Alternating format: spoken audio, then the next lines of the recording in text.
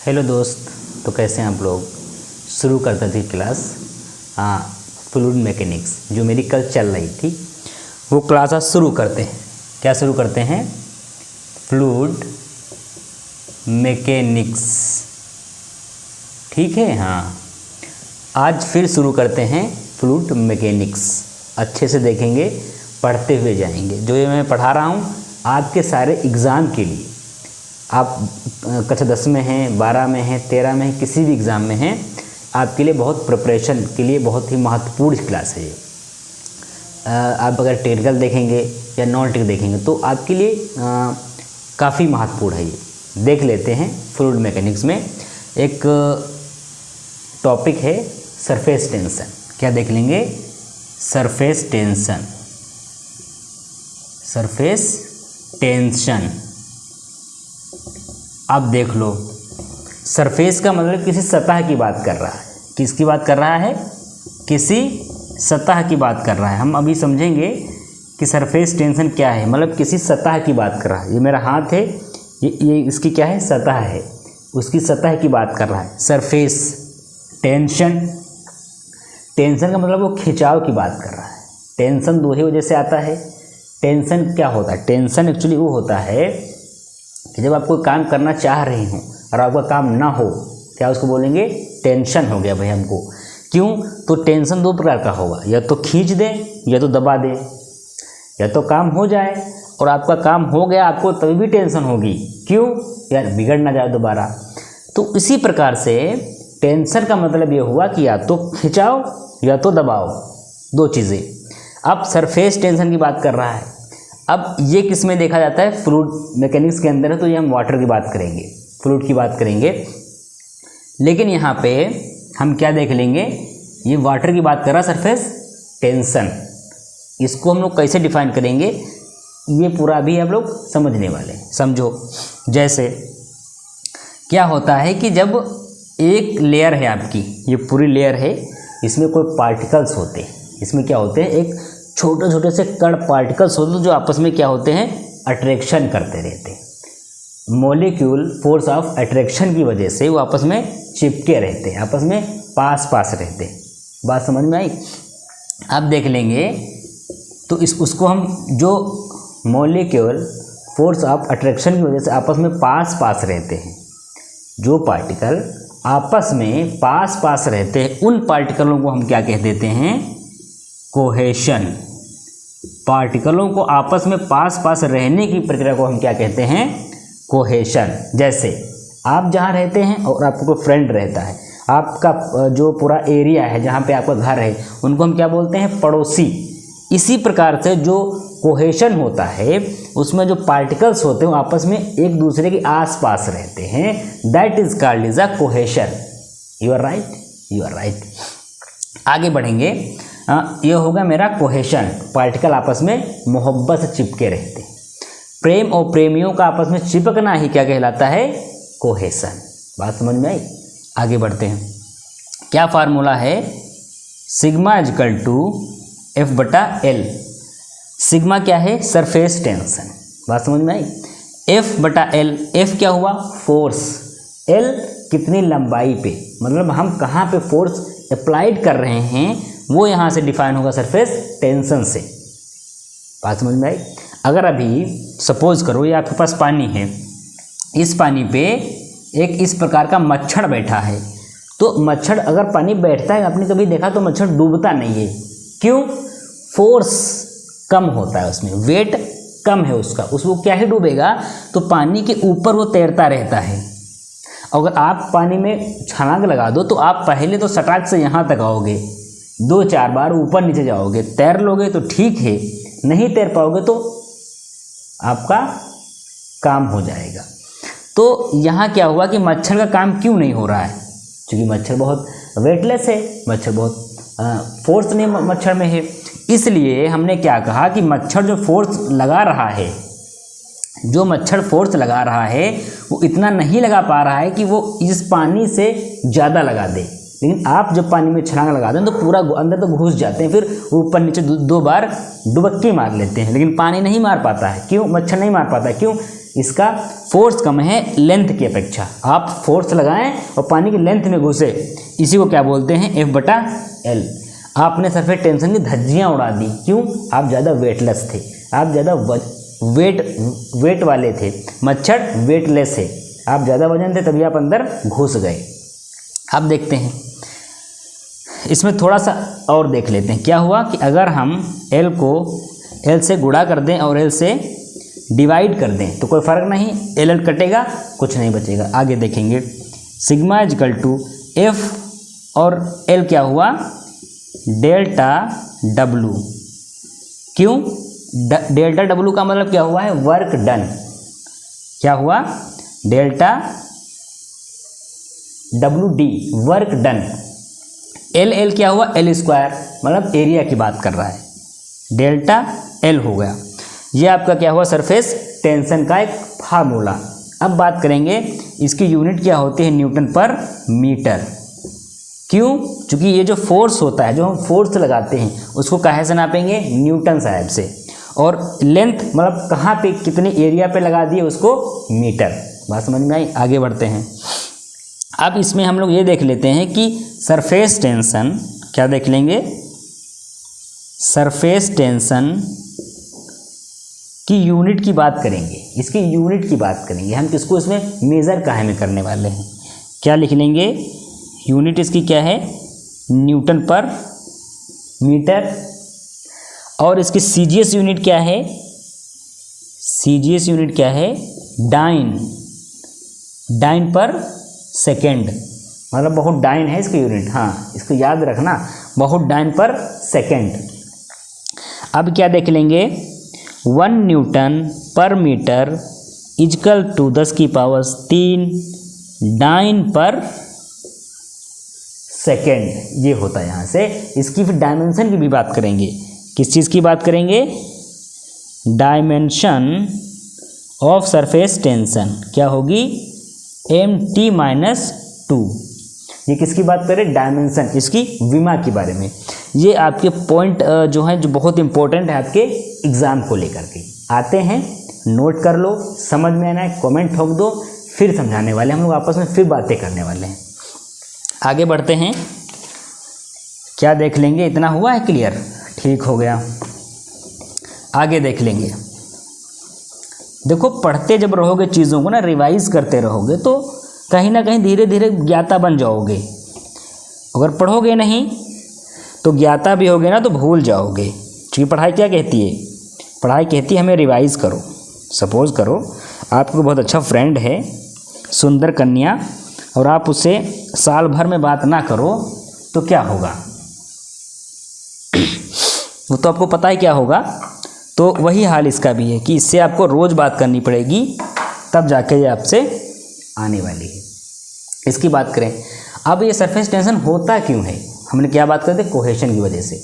Cohesion को आप क्या बोलते हैं? कोहेशन की डेफिनेशन यहाँ पे देख लेते हैं। कोहेशन, कोहेशन का मतलब क्या देख लेते हैं कि क्या बात करते हैं? Inter molecular force of attraction. जो अंदर का जो मॉलिक्यूल है ना, जो उनका जो फोर्स है, जो आपस में चिपकाव है, वो क्या है? बहुत अट्रैक्शन है। इस वजह से हम इसको क्या कहते हैं? कोहेशन। एक मेरा होता है एडहेशन। एडहेशन में क्या होता है? मॉलिक्यूल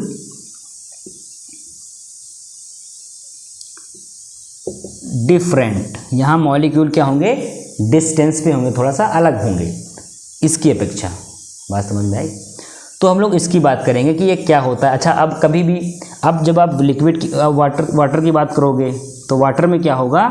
हम लोग कौन सा फोर्स लगा सकते हैं? सिर्फ कंप्रेसिव फोर्स। टेंशन का मतलब ये हुआ कि उसमें टेंशन क्या है। टेंशन का मतलब हमेशा खिंचाव नहीं बात करेंगे, हम दो चीज़ की बात करेंगे। लेकिन वाटर में हम क्या लगा देंगे? हमेशा कंप्रेसिव फोर्स। क्योंकि वाटर में हम टेंसाइल फोर्स नहीं लगा सकते। वाटर को हम अगर खींचेंगे तो क्या आएगा? आराम से खींचा चला आएगा, वो खींचेगा नहीं। लेकिन कंप्रेस जब हम करेंगे, हालांकि वाटर कंप्रेसिव नहीं है, वाटर में कंप्रेसिव फोर्स लगाएंगे, लेकिन वाटर इनकम्प्रेसिबल है। तो हम इसको कहाँ देखते हैं, पास्कल के लॉ में। क्यों, जब हम पास्कल ने साहब ने क्या कहा कि जब हम जो है इतने से कोई इस टाइप की डिवाइस बना दो, इस टाइप की, और हम इतने से एरिया पे जो फोर्स लगाएंगे तो वो इतनी बड़ी एरिया अपने आप उठा देगा। यहाँ पे क्या भरा हुआ है, लिक्विड। जैसे भी यहाँ पे फोर्स लगाते हैं तो यहाँ पे बहुत बड़ी, मान के चलो क्रेन है, अपने आप उठ जाएगी छोटे से फोर्स से। ये पास्कल साहब का लॉ है। ये किस पे काम करता है, वाटर के इनकम्प्रेसिबल पर काम करता है। तो वाटर कंप्रेसिव नहीं है, लेकिन फोर्स कंप्रेसिव ही ये सहन करेगा। क्लियर हुई बात। आगे बढ़ते हैं, किसकी बात करते हैं, कंप्रेसिव की। तो वाटर क्या हुआ, कंप्रेसिव नहीं है, ठीक है, लेकिन इस पर फोर्स एक ही अप्लाइड होगा, टेंशन फोर्स अप्लाइड नहीं होगा। ये लिख लो, वाटर पे कौन सा फोर्स अप्लाइड होगा, सिर्फ compressive tension force not applied in this water. Clear, ठीक हो गया। आगे बढ़ते हैं, और इसमें हम अच्छा, और जब वाटर की बात आती है तो थोड़ा सा और पढ़ लेंगे। वाटर कभी कभी ये भी कहता है कि जैसे कि आपने शरबत पिया होगा, कभी शरबत हो गया, चाय हो गई, ठीक है, इन सारी चीज़ों में कौन सा नियम लगता है। जैसे सपोज करो आपने कभी देखा होगा होमोजीनियस मटेरियल, अब एक होता है हेट्रोजीनियस मटेरियल। कौन सा, हेट्रोजीनियस मटेरियल। होमोजीनियस का मतलब होता है जब ये आपस में मिलें, जब आपस में मिक्सचर हो तो उनके जो मॉलिक्यूल हैं वो सेम हो। जैसे आपका वाटर प्लस आपका शुगर, मतलब चीनी, जब आपस में मिल जाए फिर उसके बाद आप इसको अलग कर सकते हैं। अगर शुगर और पानी को आपस में घोल दो, शरबत बन जाए, तो क्या आप उसको उसके बाद में अलग कर सकते हैं? आप ढूंढे नहीं पाएंगे कि शक्कर कहाँ गई। उसको क्या बोलेंगे, होमोजीनियस मटेरियल। और दूसरा देख लेते हैं, वाटर प्लस मिल्क, ये क्या है, होमोजीनियस। वाटर को और मिल्क को आपस में मिला दो, फिर किसकी बस की बात नहीं है जो उसको अलग कर दे, सिवाय, हाँ, इसको कौन अलग कर सकता है, इसको अलग कर सकता है, क्या नाम उसको बोलते हैं, हंस। तो आपको हंस लाना पड़ेगा, बट हंस से पहले की मैं बात कर रहा हूँ, ये होमोजीनियस है, ठीक है। दूसरा देख लेते हैं, वाटर मतलब पानी प्लस साल्ट प्लस नमक, इनको भी आप अलग नहीं कर सकते। अब देख लेते हैं हेट्रोजीनियस कौन से मटेरियल हैं। जैसे जो मटेरियल आपस में ना मिल पाएँ, आपस में मिक्स ना हो पाएँ, एक दूसरे के दुश्मन हो जाए, उन्हें बोलते हैं हेट्रोजीनियस। क्या कह रहा है, हेट्रोजीनियस। हटो यार यहाँ से, हेट्रो मतलब हटो। तो होमो घर, होम का मतलब घर, जीनियस का मतलब जो घर में रहें, जो आराम से घर में रहें, जो घर में रहते हैं वो लोग लड़ाई नहीं करते हैं, आपस में रहते हैं, प्यार से रहते हैं, तो उनको बोलते हैं होमोजीनियस, जो आपस में घुल मिल गए। और हेट्रो, हटो यार, तो क्या बात करेंगे, हेट्रोजीनियस, हटो। अब इसमें हेट्रो क्या आएगा, वाटर प्लस ऑयल, पानी प्लस तेल को अगर आप आपस में मिला दोगे तो कितना भी घोलो, घोलते घोलते आपको सुबह से शाम हो जाएगी, लेकिन ये आपस में मिलने वाले नहीं हैं। ये आपस में तेल ऊपर तैरता रहेगा। बात समझ में आई, तेल ऊपर तैरता है, कभी मिलने वाला नहीं है। दूसरी चीज़, वाटर प्लस सैंड, बालू प्लस वाटर, कितना भी तुम घोलो बालू को, हिलती रहेगी लेकिन मिलने वाली नहीं है। ये हमने बात किया वाटर प्लस सैंड के बारे में। क्लियर है। तो आज हमने ये देख लिया है, और चलो कैपिलरिटी की बात कर लेते हैं भी। इसी में कैपिलरिटी भी देख लेते हैं कि क्या है कैपिलरिटी। अच्छा, सारी चीज़ें पढ़ते रहो, रिवाइज करते रहो, धीरे धीरे चीज़ें हो जाती हैं। लेकिन अगर आप उसमें बिजी रहेंगे ना, ज़्यादा फ़ोन पे इधर उधर, तो फिर कहीं ना कहीं लॉस होगा आपका। क्या देख लेते हैं, कैपिलरिटी। कैपिलरिटी कैपिलारिटी क्या होती है? कैपिलारिटी वो होती है जो आपका जो वाटर होता है वो कितना ऊपर जा रहा है। मतलब वाटर जैसे जो हम लोग पंप लगाते हैं ना, तो बिना पंप के वाटर कैसे ऊपर गया उसको बोलते हैं कैपिलारिटी। क्या बोलते हैं? कैपिलारिटी। जैसे ये आपका कोई एक जार है और यहाँ पे क्या भरा हुआ है? पानी। यहाँ क्या भरा हुआ है? पानी। तो ये पानी यहाँ तक आएगा, ये पानी यहाँ तक आएगा। फिर एक आपने और जार लिया, वो थोड़ा छोटा था,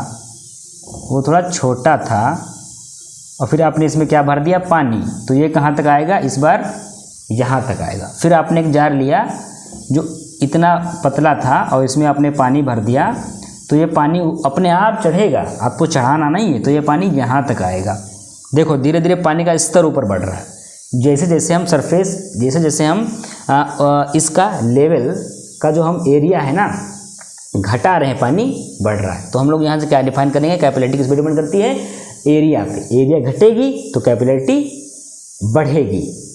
बात समझ में आए? अगर और पतला ले लेंगे, माउथ पीस ले लें, तो इसमें क्या होगा? एकदम टॉप तक पानी आ जाएगा, यहाँ तक पानी, यहाँ तक पानी, यहाँ तक पानी चढ़ रहा है। ये सरफेस कितना डिग्री? 0.6 mm, 0.6 mm है, तब जा कर के ये यहाँ इतना डिफाइन हुआ है।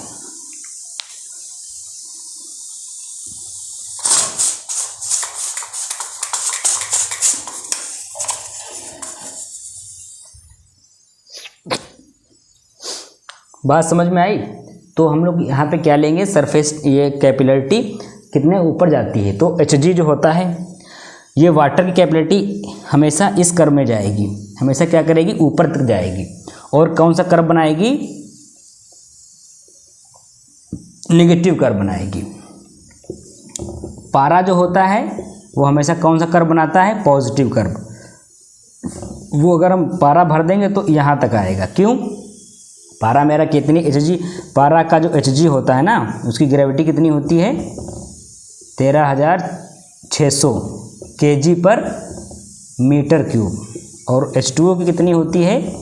1,000 kg पर मीटर क्यूब। इसलिए देखो ये हल्का है ना तो ऊपर जाता है, ये भारी है पारा तो नीचे आता है। पारा ही एक ऐसा पदार्थ है, एक ऐसा मटेरियल है जो सॉलिड है लेकिन क्या है में आता है? लिक्विड में आता है। बाकी ये सब क्या है? मेरे लिक्विड हैं, बट पारा है ऐसा जो सॉलिड है बट आता क्या है में है? लिक्विड में। ये पारा की विशेषता है, पारा की स्पेसिफिकेशन है, ये पारा का बढ़प्पन है। जो पारा जो हम लोगों की कैटेगरी में आता है, वाटर में आता है। वैसे तो पारा आपस में एक बहुत बड़ा राजा है, लेकिन इसमें आ जाता है बेचारा। सोचा चलो चले कोई बात नहीं, तो पारा इसमें आ जाता है। ऐसे रिलेट करना है, ऐसे पढ़ना है आपको। तो कैपिलरिटी हो गई, सरफेस टेंशन हो गया। फ्लूइड मैकेनिक्स का है, कल अलग से देखते हैं, कुछ नया देखते हैं। पढ़ते रहो इसको।